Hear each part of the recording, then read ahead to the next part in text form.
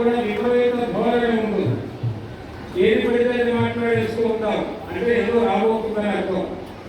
ఇక్కడ కూడా తెలియదు అందుకే నాదమధ్యే గతో నాద ధ్వనిమధ్యే గతో నాద నాదమధ్యే గతో శివ.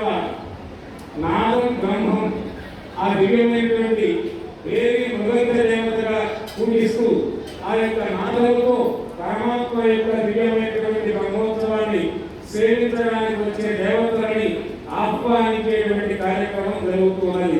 ఇదం విష్ణు విక్రమే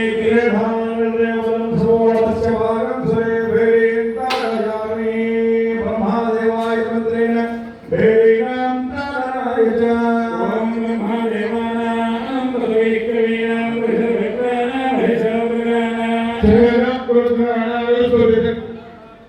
పవిత్ర వచ్చే